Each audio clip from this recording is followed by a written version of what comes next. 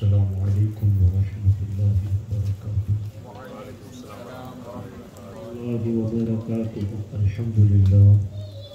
الحمد للہ الذی جعل نبینا شاہدا ومبشرا ونذیرا وداعیا الی اللہ بإذنہ وسراجا منیرا، والصلاة والسلام على النبي حبيبه المصطفى الذي أرسله بالحق والهدى وعلى آله وأصحابه أولي الصدق والصفاء، أما بعد فأعوذ بالله من الشيطان الرجيم، بسم الله الرحمن الرحيم، ألا إن أولياء الله لا خوف عليهم ولا هم يحزنون الذين آمنوا وكانوا يتقون، صدق الله العلي العظيم وصدق رسوله النبي الأمين المختار الكريم الرؤوف الرحيم۔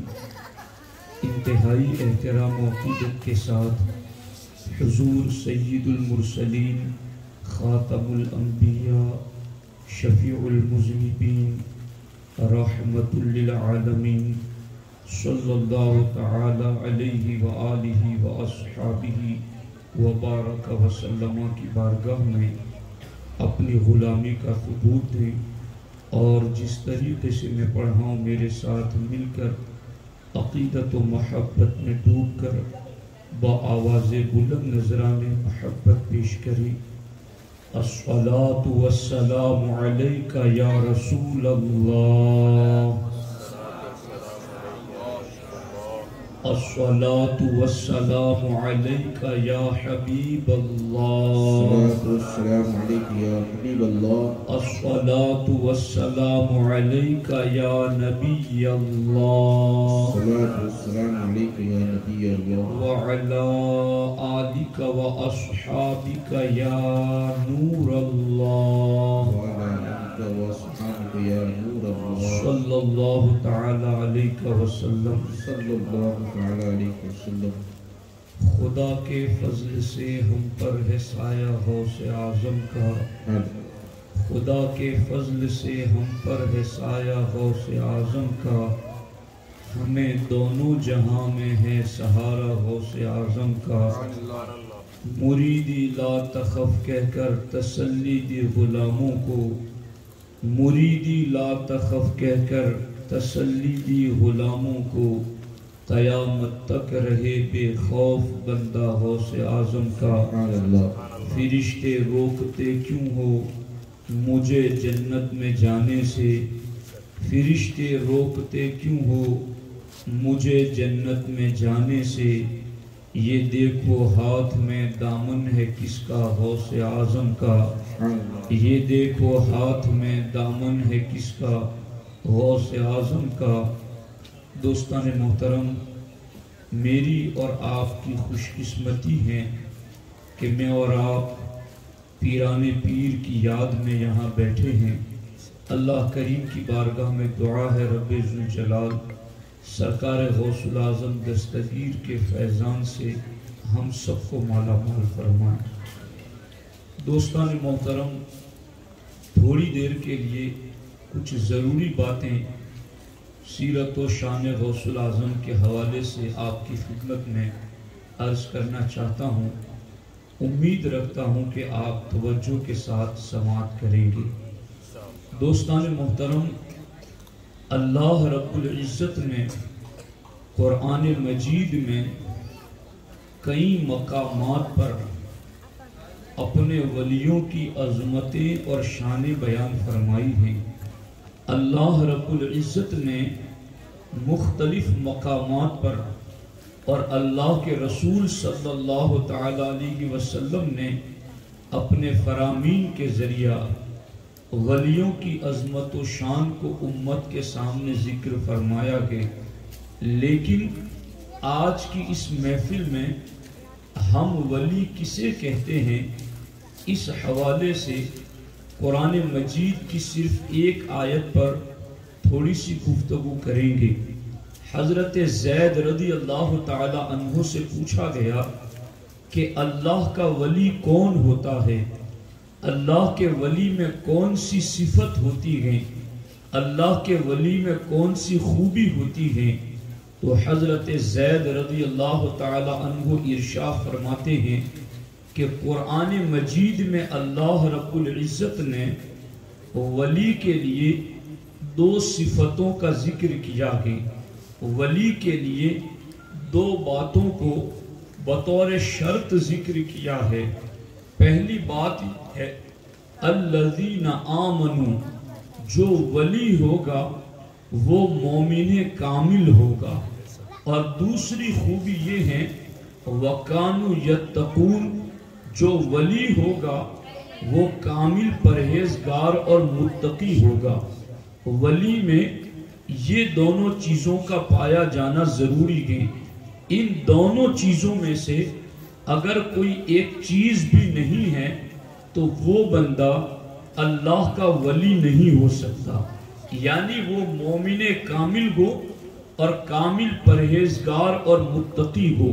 جب یہ 2 خوبیاں انسان کے اندر موجود ہوتی ہیں تو وہ بندہ اللہ کا ولی بن جاتا ہے۔ اب انہی 2 خوبیوں کے حوالے سے میں آپ کی خدمت میں چند باتیں عرض کرنا چاہتا ہوں۔ ولی کے لیے پہلی صفت یہ ہے الذین آمنوا، قرآن کہتا ہے جو ولی ہوگا وہ کامل مومن ہوگا، وہ مومن کامل ہوگا، اور جو مومن کامل ہوگا اس کی کیا عادتیں ہوں گی؟ جو مومن کامل ہوگا آگے اس کی صفات اور عادتیں کیسی ہوں گی؟ تو قرآن میں مومن کامل کی کئی صفتیں ذکر کی گئی ہیں، مگر میں صرف ایک صفت آج کے اس جشن غوث الورا میں ذکر کرنا چاہتا ہوں۔ اللہ نے قرآن میں فرمایا والذین آمنوا اشد حبا للہ، کامل مومن کی علامت یہ ہے کہ اشد حبا للہ، کامل مومن سب سے زیادہ اللہ سے پیار کرتا ہے۔ کامل مومن سب سے زیادہ اپنے خالق اور مالک اور اللہ سے پیار کرتا ہے۔ اب کامل مومن کی اس علامت کو جب آپ سرکار غوث الاعظم دستگیر کی ذات میں دیکھیں گے تو آپ کو پتا چلے گا کہ سرکار غوث الاعظم دستگیر رضی اللہ تعالی عنہ نے سب سے زیادہ اللہ سے پیار کس طریقے سے کیا ہے۔ یاد رکھیں غوث الاعظم دستگیر رضی اللہ تعالی عنہ جیلان چھوڑ کر جب بغداد آ رہے تھے اس وقت سرکار غوث الاعظم دستگیر رضی اللہ تعالی عنہ کی والدہ کی عمر 78 سال کی ہو چکی تھی، اور آپ کے والد محترم کا سایہ سر سے اٹھ چکا تھا۔ یعنی جوان بیٹا گھر میں اگر ایک ہی ہو اور ماں پر 78 سال کا بڑھاپا طاری ہو تو ایسے وقت میں ایک نوجوان کے لیے اپنے گھر رہنا، اپنی والدہ کی خدمت کرنا کس قدر زیادہ لازم اور ضروری ہوتا ہے۔ لیکن وہ ماں بھی کیسی ماں کہ غوث الاعظم دستگیر رضی اللہ تعالی عنہ نے جب غوث پاک کی عمر 18 سال کی تھی تو آپ نے اپنی والدہ سے کہا میری والدہ، میری زندگی کے 18 سال گزر چکے ہیں اور میں دین زندہ کرنا چاہتا ہوں، اور دین زندہ کرنے کے لیے مجھے دین کا علم حاصل کرنا ہے، اور اے میری ماں میں دین کا علم حاصل کرنے کے لیے جیلان سے بغداد جانا چاہتا ہوں۔ ماں نے اجازت دی، اور اجازت دیتے ہوئے ماں نے یہ کہا بیٹا اب میری اور تیری اس زمین پر ملاقات نہ ہو سکے گی۔ یعنی ماں نے اشاروں میں یہ بتا دیا کہ اب میری تیری آخری ملاقات ہے، اب تیرے ملنے سے پہلے میں دنیا سے چلی جاؤں گی۔ تو ایک طرف ماں کا پیار ہے، ایک طرف ماں کا بڑھاپا ہے، ایک طرف اپنے باپ دادا کی زمین اور وطن ہے، مگر اللہ فرماتا ہے کہ اللہ کا ولی وہ ہوگا جو کامل مومن ہوگا، اور کامل مومن وہ ہوگا جو سب سے زیادہ اللہ سے پیار کرتا ہوگا۔ تو غوث الاعظم دستگیر رضی اللہ تعالی عنہ نے، چونکہ وہ ولی ہی نہیں تھے، ولیوں کے شہنشاہ تھے، وہ قطب ہی نہیں تھے، قطب الاقطاب تھے، وہ غوث ہی نہیں تھے، غوث الاغواث تھے، وہ فرد ہی نہیں تھے، فرد الافراد تھے، وہ سلطان الاولیاء تھے۔ تو آپ میں یہ صفت کہ ساری چیزوں سے زیادہ اللہ سے پیار ہو، یہ آپ کی ذات میں مکمل طور پر موجود تھی۔ اور آپ نے ایک طرف ماں کی محبت، ایک طرف وطن کی محبت، ایک طرف اپنی زمین جائیداد کی محبت، ساری چیزوں کو ترک کیا اور لبیک کہتے ہوئے آپ بغداد کی طرف اللہ کی محبت میں علم دین حاصل کرنے کے لیے نکل پڑتے ہیں۔ تو یہ ہے غوث پاک کا اللہ سے سب سے زیادہ محبت کا ایک انداز۔ اور پھر بغداد میں آ کر کے جب غوث الاعظم دستگیر کی ولایت کا آفتاب یوں چمکا کہ غوث پاک نے فرمایا افلت شموس الاولین وشمسنا عبدا علی الافق العلا لا تغرب۔ اس کا ترجمہ اعلیٰ حضرت یوں کرتے ہیں کہ سورج اگلوں کے چمکے اور چمک کر ڈوبے، افق نور پہ ہے مہر ہمیشہ تیرا۔ مرغ سب بولتے ہیں، بول کے چپ رہتے ہیں، ہاں اصیل ایک نوا سنج رہے گا تیرا۔ میرے غوث کی شان یہ ہے کہ اگلوں کے سورج چمکے اور چمک کر ڈوب گئے، مگر قیامت تک جن کی ولایت کا سورج چمکے گا وہ غوث الاعظم دستگیر ہے۔ اوروں کے بھی مرغ بولتے تھے مگر بول کے چپ ہو گئے، مگر شیخ عبد القادر جیلانی کا مرغ بولتا ہے اور قیامت تک بولتا ہی رہے گا۔ غوث پاک رضی اللہ تعالیٰ عنہ جب آپ کی ولایت کا شہرہ پوری دنیا میں ہو چکا، اس وقت غوث پاک کی شان یہ تھی کہ جب آپ کے یہاں کوئی اولاد پیدا ہوتی، بیٹا پیدا ہوتا یا بیٹی پیدا ہوتی، تو ایک طرف تو آپ نے 18 سال کی عمر میں 78 سال کی بوڑھی والدہ کو چھوڑا، وطن چھوڑا، ملک چھوڑا، زمین جائیداد چھوڑی، سب کچھ چھوڑ دیا اللہ کی محبت میں۔ اور دوسری طرف بغداد میں چاروں طرف آپ کی عظمت کے ڈنکے بج رہے ہیں۔ ایسے وقت میں آپ کے یہاں جب کسی نو مولود کی ولادت ہوتی تو غوث پاک پیدا ہونے والے بچے یا بچی کو اپنے ہاتھ میں لیتے اور ہاتھ میں لے کر اسی وقت کہتے کہ تو دنیا میں آیا ہے مگر تو فانی ہے، تجھے دنیا سے ایک دن جانا ہے۔ اور میں آج ہی بتا رہا ہوں کہ میرے دل میں تیری محبت نہیں، اپنے خدا کی محبت ہے۔ یہاں تک کہ غوث پاک کو اشد حب للہ کا معاملہ یہ تھا کہ غوث الاعظم دستگیر جب خطاب کرتے تھے، تقریر کرتے تھے، بیان کرتے تھے، اور بیان کے درمیان جب آپ کو بتایا جاتا کہ آپ کے فلاں بیٹے کا انتقال ہو گیا یا آپ کی بیٹی کا انتقال ہو گیا، تو غوث پاک کہتے جاؤ غسل دو، کفن دے کر تیار کرو اور جنازہ لے کر آ جاؤ۔ غوث پاک اتنے بے نیاز تھے اللہ کی محبت میں کہ آپ اپنی اولاد کے لیے گھر کی طرف بھی توجہ نہ دیتے، بلکہ جب انہیں غسل دے کر کفن دے کر لایا جاتا تو آپ منبر سے اتر کر جنازہ پڑھا دیا کرتے تھے۔ یعنی اس قدر آپ اللہ کی محبت میں مست الست نظر آتے تھے کہ ہر وقت آپ کے ذہن و دماغ پر اور آپ کے قلب و باطن پر اللہ کی محبت کا یوں غلبہ رہتا کہ آپ کو مخلوق فانی نظر آتی اور آپ اللہ کے حقیقی عشق میں ہر وقت شرشار نظر آتے۔ یہ غوث پاک کی محبت کا معاملہ ہے۔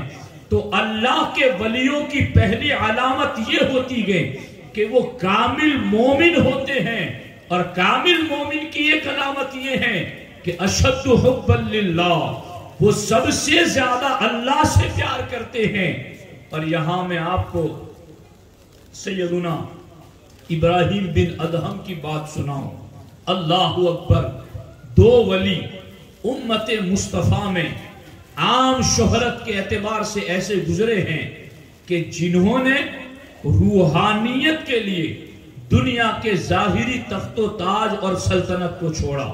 ان میں ایک سلطان سید اشرف جہانگیر سمنانی رضی اللہ تعالیٰ عنہ، اور دوسرے سلطان سید ابراہیم بن ادہم رضی اللہ تعالیٰ عنہ۔ یہ سیدنا ابراہیم بن ادہم رضی اللہ تعالیٰ عنہ اپنے محل میں رہتے تھے، چونکہ بادشاہ تھے۔ ایک دن آپ نے رات کو دیکھا کہ چھت پہ کسی چیز کے چلنے کی آواز آ رہی ہے۔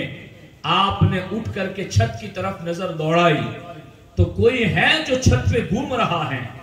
آپ نے اس سے پوچھا کیا کر رہے ہو، شاہی محل پر کیا تلاش کر رہے ہو؟ کہا میرے اونٹ گم ہو گئے ہیں اور اونٹ ڈھونڈ رہا ہوں۔ ابراہیم بن ادہم نے کہا کہیں شاہی محل میں اونٹ ڈھونڈے جاتے ہیں؟ تو وہ اونٹ ڈھونڈنے والا نہیں تھا، وہ غیبی فرشتہ تھا جو دل بیدار کرنے کے لیے آیا تھا۔ اس نے کہا اگر شاہی محل میں اونٹ نہیں ملتے تو شاہی محل کے نرم گدے پر خدا بھی نہیں ملتا۔ اگر تم نے خدا کی معرفت چاہیے تو پھر تم نے ان آسائشوں کو چھوڑنا پڑے گا۔ ابراہیم بن ادہم کے دل میں یہ بات گھر کر گئی اور آپ نے تخت و تاج کو الوداع کہا، اور اس کے بعد آپ چل پڑے ویرانے اور جنگل کی طرف۔ آپ کی بیوی اور آپ کے بیٹے ہر کسی سے پوچھتے پھرتے ہمارے باپ کو کہیں دیکھا ہو تو بتاؤ، ابراہیم بن ادہم کا کہیں پتہ ہو تو بتاؤ۔ ہر سال جانے والے حج کے قافلوں کو پوچھتے، جب پلٹتے اور جاتے دونوں وقت کہ ذرا ہمارے والد کا پتہ دیکھنا، کہیں تمہیں ہمارے والد نظر آئے ہیں۔ ایک مرتبہ وہ ابراہیم بن ادہم کی بیوی اور بیٹا، وہ دونوں، ان کو کسی نے بتایا کہ ہم نے ابراہیم بن ادہم کو حرم میں دیکھا ہے، خانہ کعبہ کے قریب دیکھا ہے۔ دونوں چل پڑے حرم کی طرف، اور جب وہاں گئے نظر نہیں آئے۔ ایک شخص سے پوچھا کہ آپ نے ابراہیم بن ادہم کو دیکھا ہے؟ کہا کون ابراہیم بن ادہم؟ یہ تو میں نہیں جانتا، مگر تم ذرا شکل و صورت اور ان کا حلیہ بتاؤ تاکہ میں تمہیں بتا سکوں کہ ایسا لگنے والا بندہ میں نے دیکھا ہے یا نہیں دیکھا ہے۔ کہا وہ ایسے ایسے ہیں۔ تو اب جس سے پوچھا تھا اس نے کہا ایسا بندہ روزانہ جنگل سے لکڑیاں کاٹ کے آتا ہے اور اس جگہ آ کر کے لکڑیاں بیچتا ہے، تم یہیں انتظار میں بیٹھو، وہ آئے گا۔ ابراہیم بن ادہم وقت مقررہ پر جنگل سے لکڑیاں کاٹ کر آئے ہیں۔ یہ کون ہیں؟ وقت کا شہنشاہ ہے، تاج محل کے اندر رہنے والا اور سر پہ تاج رکھنے والا وہ بادشاہ، مگر معرفت الہی نے اور اللہ کی محبت کی وجہ سے انہوں نے تخت و تاج کو چھوڑا اور آج لکڑیوں کا گٹھر اٹھا کر آئے، لکڑیاں بیچی۔ بیٹے نے جب باپ کو دیکھا تو دیکھ کے ابا جی کہتے ہوئے باپ کی طرف دوڑنے لگا۔ ابراہیم بن ادہم کو بھی بیٹے کا پیار یاد آ گیا، بیٹے کی محبت یاد آ گئی، اور آپ نے بیٹے کو سینے سے لگا لیا اور رونے لگے بیٹے کی محبت میں۔ تو یاد رکھنا کہ ولیوں کی جو یہ صفت ہے کہ والذین آمنوا اشد حبا للہ، کہ ولی سب سے زیادہ خدا سے پیار کرتے ہیں۔ جب ابراہیم بن ادہم نے بیٹے کو سینے سے لگا کر رونے لگے تو غیب سے آواز آئی، ابراہیم بن ادہم تمہیں پیار تو مجھ سے ہے اور میرے غیر کو سینے سے لگایا ہے، تمہیں پیار تو مجھ سے ہے اور میرے غیر کے لیے آنسو بہا رہے ہو۔ اے ابراہیم بن ادہم اب فیصلہ کرو، یا تو تمہیں ہم سے پیار کرنا ہے یا اپنے بیٹے کو اختیار کرنا ہے۔ ابراہیم بن ادہم نے بیٹے کو تھاما ہوا ہے اور فوراً دل سے کہا میرے اللہ، میں اپنے بیٹے سے نہیں میں تجھ سے پیار کرتا ہوں، مجھے سب سے زیادہ تیری ذات سے پیار ہے۔ آپ نے محبت کے لیے اللہ کی ذات کو پسند کیا، بیٹے کو چھوڑا اور بیٹے کے جسم سے جان نکل گئی، چھوڑتے ہی بیٹے کی لاش زمین پر گر پڑی۔ تو آپ دیکھیں کہ یہ ہیں اللہ کے ولی کہ جن کی ساری محبتوں کا مرکز اللہ اور اللہ کے رسول علیہ السلام ہوتے ہیں۔ وہ دنیا کی فانی چیزوں سے یوں دل نہیں لگاتے ہیں کہ دنیا کی فانی چیزوں میں دل لگانے کی وجہ سے ان کا رب ناراض ہو جائے، ان کے نبی ناراض ہو جائے، ان کے نبی کی سیرت چھوٹ جائے۔ لیکن آج قوم مسلم کی حالت کیا ہے؟ آج قوم مسلم کا عالم کیا ہے کہ ہماری زندگی کی صبح و شام اور پوری زندگی، جس کی 30 سال عمر ہے وہ اس پر غور کر لیں، جس کی 40 50 60 سال ہے وہ اپنی زندگی پر غور کر لیں اور دل کی زبان سے مجھے جواب دیں کہ کیا صبح سے شام تک ہماری پوری دوڑ دھوپ صرف مخلوق کو راضی کرنے میں نہیں گزر رہی ہے؟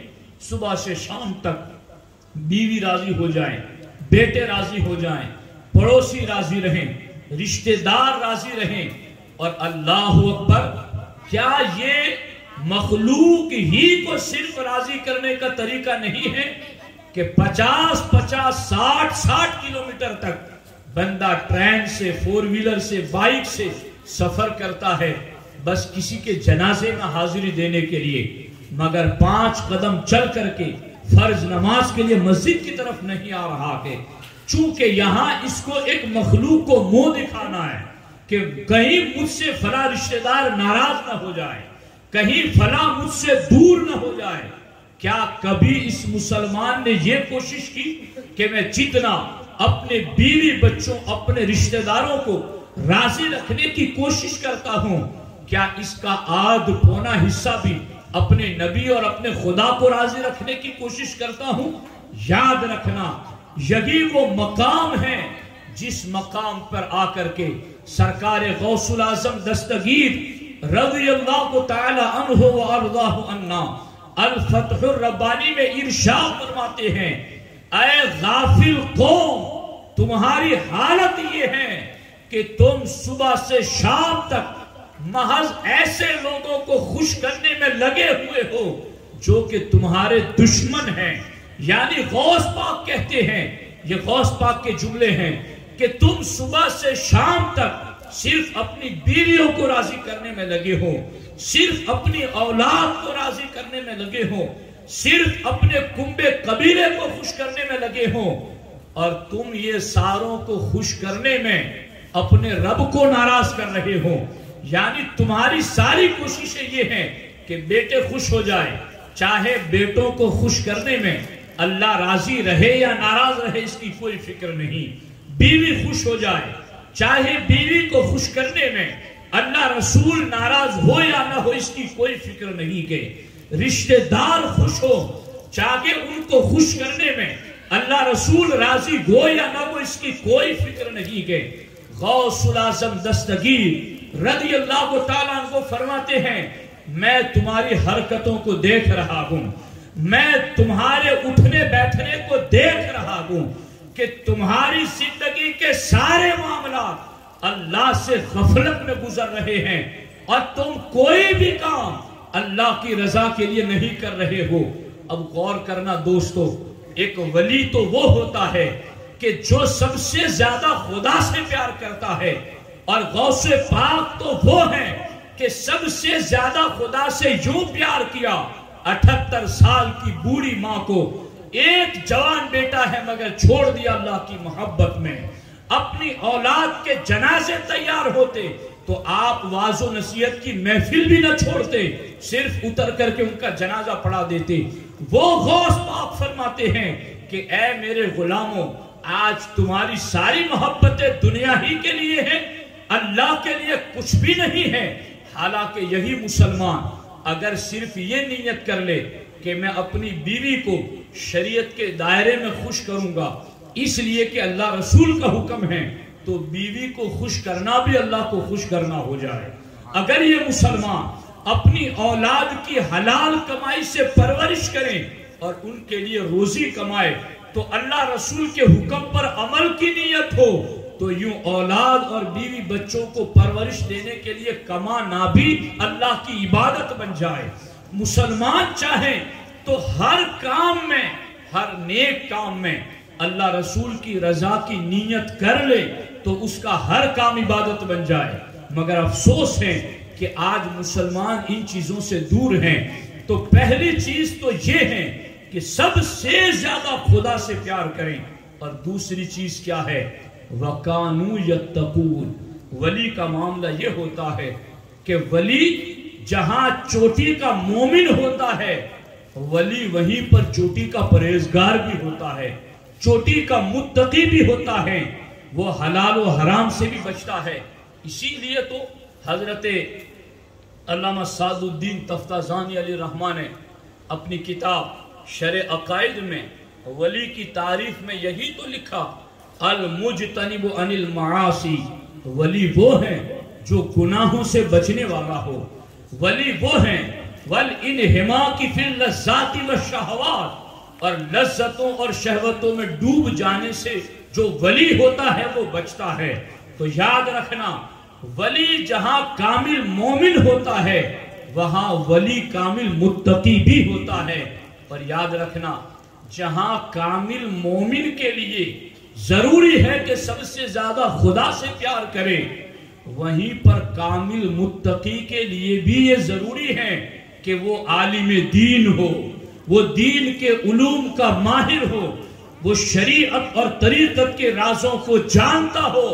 اس لیے کہ اللہ نے قرآن میں فرمایا وَقَانُوا يَتَّقُونَ، جو ولی ہوگا وہ متقی ہوگا، اور متقی کا معنی اللہ سے ڈرنے والا، اور اللہ قرآن میں فرماتا ہے انما یخشی اللہ من عبادہ العلماء، کہ اللہ سے اس کے بندوں میں وہی ڈرتے ہیں جو علم والے ہوتے ہیں۔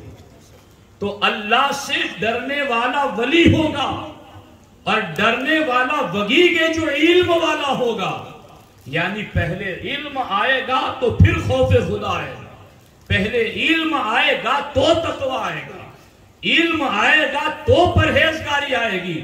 تو جہاں الذین آمنوا کے لیے اشد حبا للہ ضروری ہے، وہیں پر ولی کے لیے وَقَانُوا يَتَّقُونَ کے لیے انما یخشی اللہ کا من عبادہ العلماء کی صورت میں عالم ہونا بھی ضروری ہے۔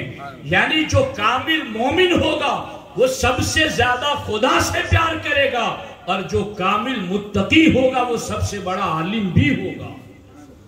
اسی لیے حضرت غوث العالم میر سید اشرف جہانگیر سمنانی رضی اللہ تعالی عنہ وارضاہ عنہ لطائف اشرفی میں لکھتے ہیں مَتَّخَذَ اللَّهُ وَلِيًّا جَاهِلًا، کہ اللہ نے کبھی کسی جاہل کو اپنا ولی نہیں بنایا۔ اللہ جسے ولی بناتا ہے اسے پہلے علم عطا کرتا ہے اور پھر اللہ اسے ولی بناتا ہے۔ تو ولی کے لیے کامل متقی ہونا ضروری، اور کامل متقی وہی ہوگا جو عالم دین ہوگا۔ قرآن کی ان آیات کی روشنی کے اندر آپ غوث العظم دستگیر کے علم کو بھی دیکھیں تو آپ کو پتا چلے گا جہاں ایمان میں وہ کامل ہو کر سب سے زیادہ خدا سے پیار کرنے والے ہیں، وہیں پر وہ تقوی میں کامل ہو کر سب سے زیادہ علم والے بھی ہیں۔ اب وہ کیسے؟ توجہ سے سننا، اور یہ بات میں مولانا سہیل صاحب آپ کی توجہ سے یہ بات آپ سامعین تک عرض کرنا چاہتا ہوں کہ ہم جو علماء کرام آج آپ کے سامنے کوئی 10 سال کورس کیا، 15 سال پڑھا، زیادہ سے زیادہ لوگ کورس عام طور پر مفتی تک کا 15 سال کا بنتا ہے کہ بندہ 15 سال تک اگر پڑھتا ہے تو وہ اتنے علم کے شعبے طے کر لیتا ہے۔ لیکن آپ کو بتاؤں میں کہ غوث پاک نے کتنے سال تک پڑھا؟ اللہ اکبر! غوث پاک پڑھنے کے اعتبار سے اور علم کے اعتبار سے تو آپ ماں کے پیٹ ہی سے اللہ کے ولی ہیں، اور میں پہلے بتا چکا کہ جو ولی ہوگا وہ عالم ہوگا۔ تو جو ماں کے پیٹ سے ولی ہے وہ ماں کے پیٹ سے عالم بھی ہے۔ بلکہ جب لوگوں کو رمضان کا چاند پہاڑوں پر چڑھ چڑھ کے نظر نہ آیا تو غوث پاک نے ماں کی گود سے ہی چاند دیکھ لیا اور آپ نے روزہ رکھا. آپ اتنے بڑے عالم، اللہ اکبر، لیکن اس کے باوجود غوث پاک نے 30 سال تک علم دین حاصل کیا. 30 سال یعنی 18 سال سے آپ بغداد آئے اور 18 سال سے لے کر 30 سال تک غوث پاک نے حدیث، فقہ، اصول حدیث اور سارے علوم غوث العظم دستگیر رضی اللہ تعالیٰ عنہ نے پڑھ لیے. اور آپ نے پہلی تقریر غوث پاک نے جو کی وہ 51 سال کی عمر میں کی. 51 غوث پاک کی پہلی تقریر 51 سال کی عمر میں ہوئی. اور پہلی تقریر کے لیے جب غوث پاک بیٹھے نا کرسی پر تو اللہ کے رسول صلی اللہ تعالی علیہ وسلم عالم روحانیت میں تشریف لاتے ہیں اور سرکار دو عالم صلی اللہ علیہ وسلم نے عالم روحانیت میں آ کر کہا میرے بیٹے عبد القادر تم خطاب کیوں نہیں کرتے؟ کہا حضور میں عجم کا رہنے والا، یہ عرب کے عربی زبان بولنے والے، تو میں ان کے سامنے کیسے کلام کروں؟ تو سرکار نے فرمایا زبان کھولو. زبان کھولی تو اللہ کے رسول علیہ السلام نے 7 مرتبہ اپنا تھوک مبارک غوث پاک کے منہ میں ڈال دیا. پھر تقریر کے لیے آپ بیٹھے تو جھجک محسوس ہوئی تو مولا علی تشریف لائے اور مولا علی نے 6 مرتبہ لعاب دہن غوث پاک کے منہ میں ڈالا. غوث پاک نے یوں پڑھنے کے اعتبار سے، کتابوں کے اعتبار سے، درس گاہ اور مدرسے کے اعتبار سے 30 سال تک پڑھا. مگر جب اللہ کے رسول علیہ السلام نے اور مولا علی نے لعاب دہن منہ میں ڈالا تو غوث پاک فرماتے اللہ تعالیٰ نے علم لدنی کے 70 دروازے میرے دل پر کھول دیے. 70 دروازے. اور غوث پاک فرماتے ان 70 دروازوں میں سے ہر دروازہ لمبائی چوڑائی میں اتنا تھا جتنا زمین سے آسمان تک کا فاصلہ. کہو نا سبحان اللہ. آپ کو احساس ہو رہا ہے میں کوئی بات کر رہا ہوں؟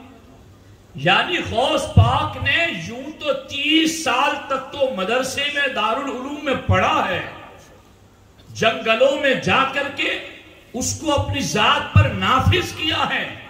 وہ بھی بہت کچھ تھا جو پڑھا تھا آپ نے، مگر اتنا پڑھنے کے باوجود اللہ کے رسول علیہ السلام نے اور مولا علی رضی اللہ تعالیٰ عنہ نے تھوک ڈال کر کے علم لدنی کے 70 دروازے شیخ عبد القادر جیلانی کے دل کے لیے کھول دیے.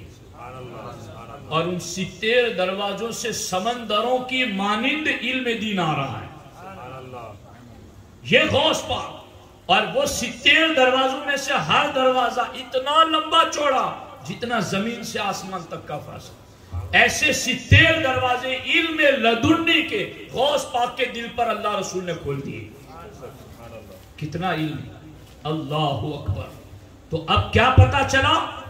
ولی کی دوسری تعریف یہ کہ وَكَانُوا يَتَّقُونَ، کہ ولی وہ ہوگا جو چوٹی کا متقی ہوگا. اور قرآن کہتا ہے انما یخشی اللہ من عبادہ العلماء، پرہیزگار متقی وہی ہوگا جو عالم ہوگا. تو چونکہ غوث پاک تو متقی کیسے؟ اعلیٰ حضرت فرماتے ہیں غوث اعظم امام التقیٰ والنقیٰ. صرف تقیٰ تقیت کی جمع ہے. امام التقیٰ غوث پاک، غوث اعظم امام التقیٰ والنقیٰ. غوث اعظم تو متقیوں کے امام ہیں، اور جو متقیوں کا امام ہوگا پھر وہ عالموں کا بھی امام ہوگا. تو یوں آپ نے علم بھی حاصل کیا. اور آپ کے علم کا معاملہ تو یہ تھا کہ جب مجلس سج جاتی اور سامنے بیٹھنے والے سننے کے لیے بیٹھتے، غوث پاک کلام کرتے کرتے کرتے واعظ و نصیحت کرتے، مگر جب اینڈ ہوتا تو غوث پاک فرماتے اب کالا ختم ہوا، اب حالہ شروع. یعنی بول والی باتیں اب ختم ہوئی، اب دل والی باتیں شروع ہوئی، تو اس وقت غوث پاک کی زبان بند ہوتی اور لوگ وجد میں جھومنا شروع ہو جاتے، کپڑے پھاڑ ڈالتے، بے ہوش ہو جاتے، جنگلوں کی طرف بھاگنا شروع کر دیتے۔ تو وہ غوث پاک کا سینہ اور وہ غوث پاک کے پاس علوم، اسی لیے غوث پاک نے فرمایا وَلَوْ أَلْقَيْتُ سِرِّ فَوْقَ مَيْتٍ لَقَامَ بِقُدْرَةِ الْمَوْلَى تَعَالِي۔ غوث پاک کہتے میرے سینے میں اللہ کے وہ راز ہے، مردے کے سامنے رکھوں تو مردہ بھی لبیک کہتے ہوئے کھڑا ہو جائے۔ غوث پاک کہتے وَلَوْ أَلْقَيْتُ سِرِّ فَوْقَ نَارٍ لَخَمِدَتْ وَانْتَفَتْ مِنْ سِرِّ حَالِي، کہ میرے سینے میں وہ راز موجود ہیں، ساری دنیا کی آگوں کے سامنے رکھوں تو ہر آگ بجھ جائے۔ غوث پاک کہتے وَلَوْ أَلْقَيْتُ سِرِّ فِي بِحَارٍ، اللہ اکبر۔ غوث پاک کہتے ہیں کہ اگر میں اپنے سینے کے راز دنیا کے سمندروں پر رکھوں تو سارا پانی ہی ختم ہو جائے۔ غوث پاک کہتے ہیں وَلَوْ أَلْقَيْتُ سِرِّ فِي جِبَالٍ لَدُّكَّتْ وَاخْتَفَتْ بَيْنَ الرِّمَالِ، میرے سینے میں جو راز ہیں دنیا کے پہاڑوں کے سامنے رکھوں تو پہاڑ بھی ریزہ ریزہ ہو جائے۔ آپ غور کریں، یعنی جو کامل متقی ہے وہ کامل عالم بھی ہے، اور جس کے علم کا عالم یہ ہے کہ 30 سال تو پڑھا ہو اور علم لدنی کے 70 دروازے سینے اور دل پر کھل چکے ہو، ان کے علم کی کیا شان ہو۔ اللہ اللہ اکبر، اللہ اکبر۔ تو ساتھیوں، دو چیزیں آج ہماری سمجھ میں آ گئی کہ ولی چوٹی کا مومن ہوتا ہے، اور چوٹی کا مومن سب سے زیادہ خدا سے پیار کرتا ہے، اور ولی چوٹی کا متقی ہوتا ہے، اور چوٹی کا متقی چوٹی کا عالم بھی ہوتا ہے۔ اب جہاں علم نہیں، جہالت ہی جہالت ہے۔ اب جہاں اللہ کا پیار ہی نہیں، صرف دنیا ہی دنیا بسی ہوئی ہے، تو پھر آپ سمجھ جائیں کہ جہاں علم نہیں، قرآن کہتا ہے تقوی اور خوف خدا تو وہیں آئے گا جہاں علم ہوگا۔ تو جہاں علم ہے ہی نہیں، سمجھ جاؤ وہاں تقوی نہیں، اور جہاں تقوی نہیں وہاں ولایت نہیں، اور جہاں صرف دنیا ہی کی محبتیں ہیں تو پھر سمجھ جاؤ وہ کامل مومن نہیں، اور جو کامل مومن نہیں وہاں ولایت نہیں۔ ولایت کے لیے یہ دو چیزیں لازم اور ضروری ہیں۔ اور یاد رکھنا، اگر ہم ان ولیوں کے قریب رہنا چاہتے ہیں تو پھر ہمیں ایمان میں کامل ہونا پڑے گا، ہمیں تقوی اور پرہیزگاری میں کامل ہونا پڑے گا۔ اب یہ ایمان میں بندہ کامل کیسے ہو سکتا ہے؟ ایمان میں بندہ کامل کیسے ہو سکتا ہے؟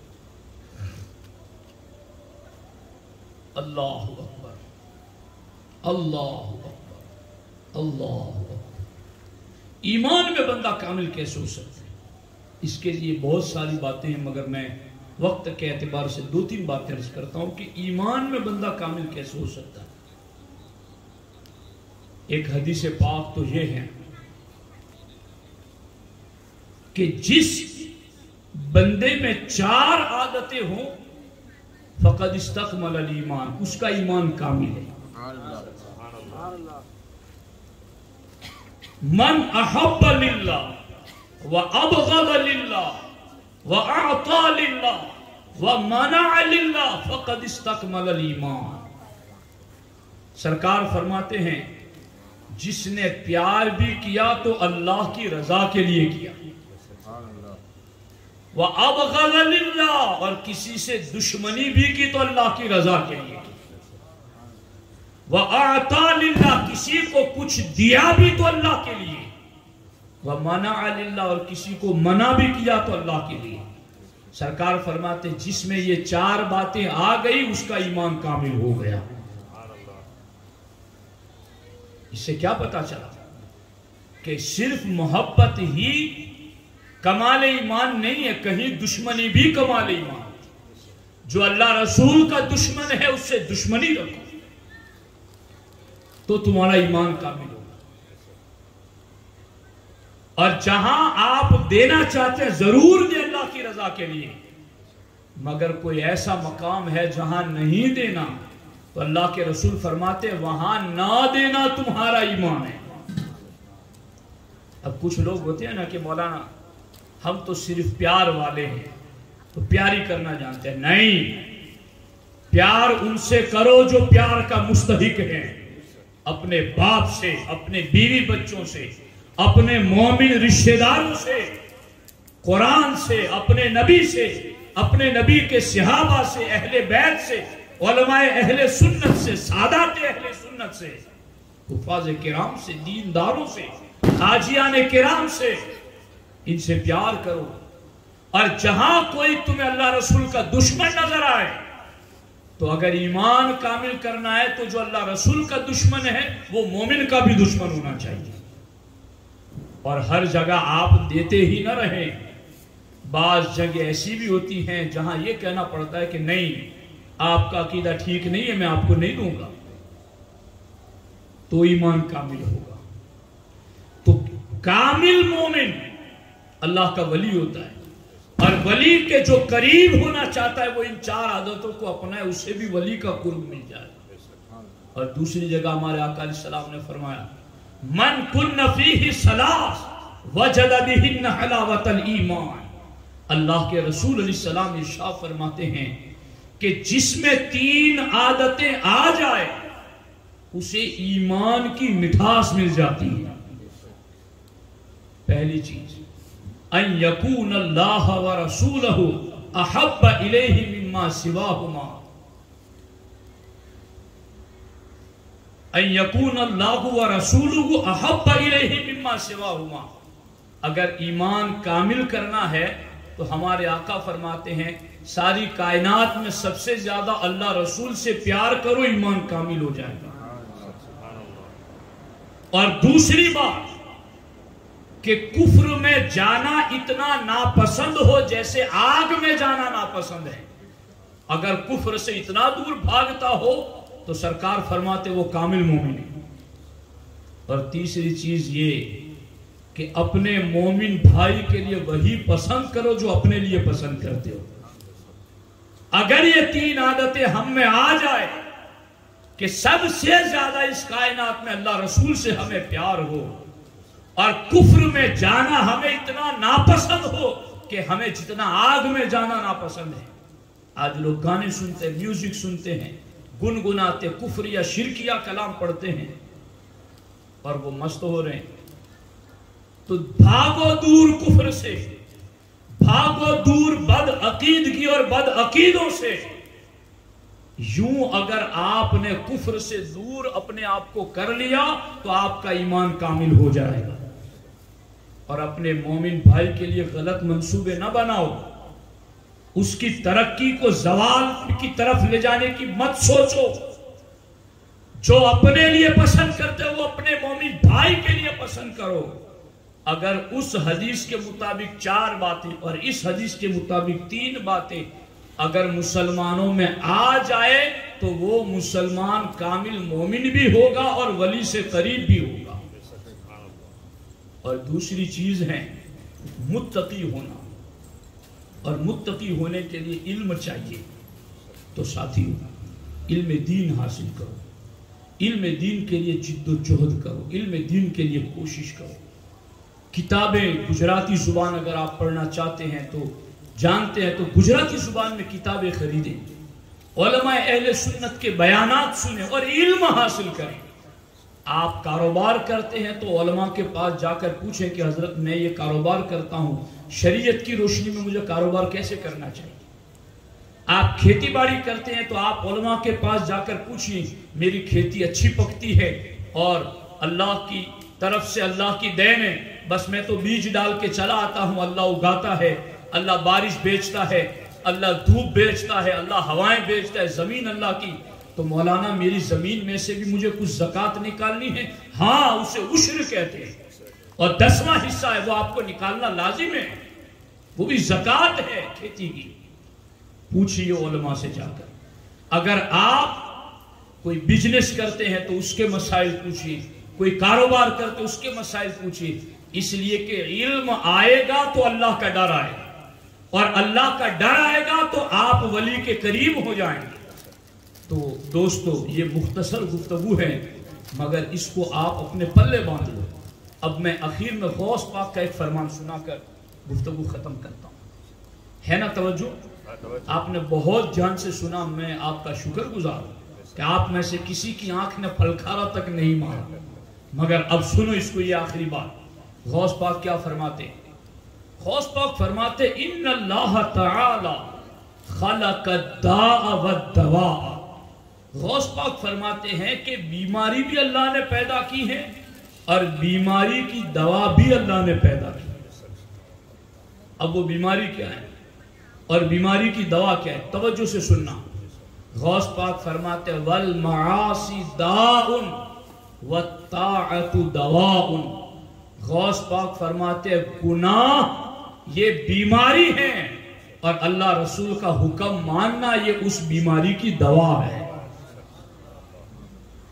ہمارے آقا نے سچ فرمایا ہے کہ جب قوم کھلے عام گناہ کرنے لگے گی تو اللہ ان میں ایسی بیماریاں بھیج دے گا جن بیماریوں کا نام تک ان کے باپ دادا نے نہ سنا ہوگا.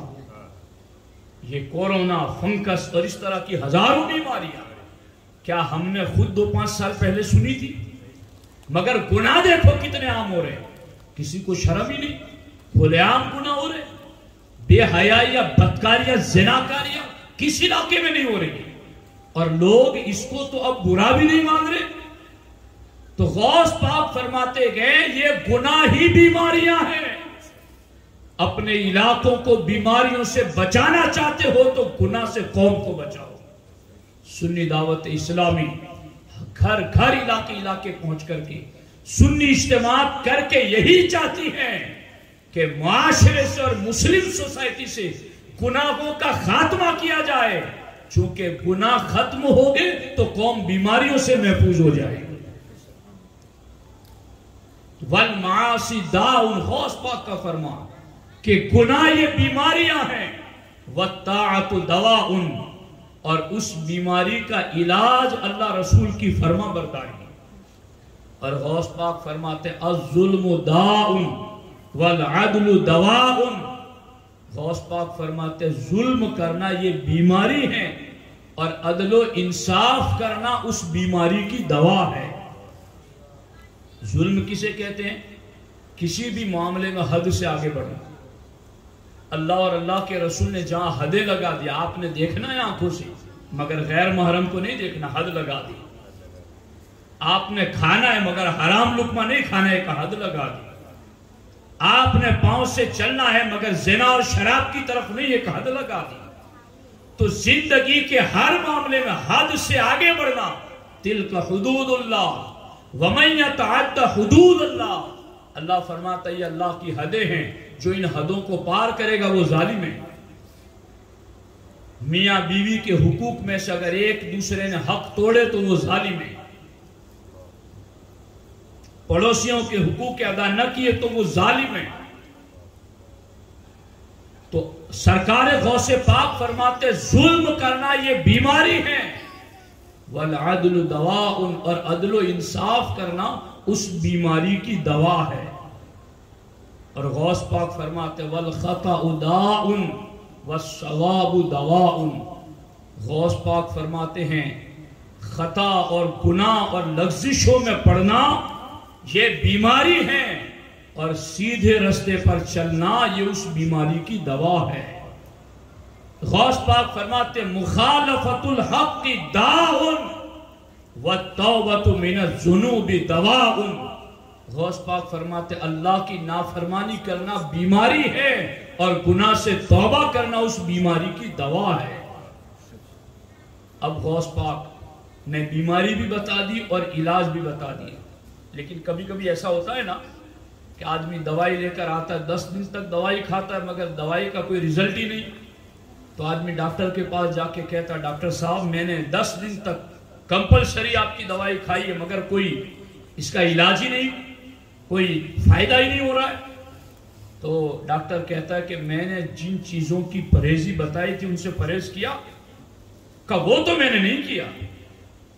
تو غوث پاک نے بیماری بھی بتائی، بیماری کی دوا بھی بتائی، مگر ساتھ ساتھ میں پرہیز بھی بتایا کہ یہ بیماری ہے، اس بیماری کی دوا یہ ہے، میرے غلاموں تم نے اس بیماری پر یہ دوا استعمال کرنی ہے، مگر یہ دوائی کام اسی وقت کرے گی جب میرا بتایا ہوا پرہیزی والا نسخہ اپنا ہوگے. غوث پاک نے فرمایا کہ یہ بیماری پر یہ دوا جب تم استعمال کرو گے تو پرہیز کیا کرنا ہے؟ غوث پاک فرماتے ہیں فَإِنْ فَارَقْتَ بِقَلْبِكَ مِنَ الْخَلْقِ وَأَوْصَلْتَهُ بِالْحَقِّ. غوث پاک فرماتے اگر تو نے اپنا دل مخلوق سے جدا کر لیا اور اس دل کو اللہ کی مرضی میں فنا کر دیا تو یہ ساری دوائیں ساری بیماریوں پر کامل طریقے پر کام کرنا شروع کر دیں. یعنی مخلوق سے امیدیں مت لگاؤ. اب لوگوں کا آپ غور کر لیجئے نا معاشرہ، صبح سے شام تک لوگوں کا پورا بھروسہ مخلوق پر لگا ہوا ہے. کھیت نہیں پکے گا تو جی کیا ہوگا، اس سال بڑی مندی ہے کیسے گزارا ہوگا. آپ کام کیجئے جو میری اور آپ کی ڈیوٹی ہے، مگر اس کا نتیجہ کیا ہے اس کو اللہ کے ذمہ کرم پر چھوڑ دیجئے. آپ اپنا دل مخلوق سے مت لگا کے رکھیے، دل اپنے مالک کی بارگاہ میں لگا کر رکھیے. اگر یوں آپ کا دل ہر معاملے میں اللہ کی رضا پر ٹکا رہے گا اور پھر یہ دوائی استعمال کرو گے تو غوث پاک کہتے یہ دوائی 100% کام کرے گی اور رزلٹ دے گی تمہیں. اس لیے یاد رکھنا کامل ولی کے لیے دو چیزیں ضروری ہیں. کامل ولی کامل مومن ہوگا اور کامل مومن سب سے زیادہ خدا سے پیار کرے گا. کامل ولی کامل متقی ہوگا اور کامل متقی کامل عالم دین ہوگا. اب یہ تو رہا ولی کے لیے چیزیں. اب ہمیں ولی کے قریب جانا ہے تو ہمیں ایمان میں کمال پیدا کرنا ہے، اور ایمان میں کمال پیدا کرنے کے لیے 4 چیزیں اور دوسری 3 چیزیں. 4 چیزوں میں پہلی محبت کسی سے ہو تو اللہ کی رضا کے لیے، دشمنی ہو تو اللہ کی رضا کے لیے، دینا ہے تو اللہ کی رضا کے لیے، نہیں دینا تو بھی اللہ کی رضا کے لیے. اور ساری مخلوق میں سب سے زیادہ محبت اللہ اور اللہ کے رسول سے ہو. کفر کی طرف جانا ایسا ناپسند ہو جیسا آگ میں جانا ناپسند ہے، اور اپنے لیے وہی پسند کرو جو اپنی مومن بھائی کے لیے پسند کرتے ہو.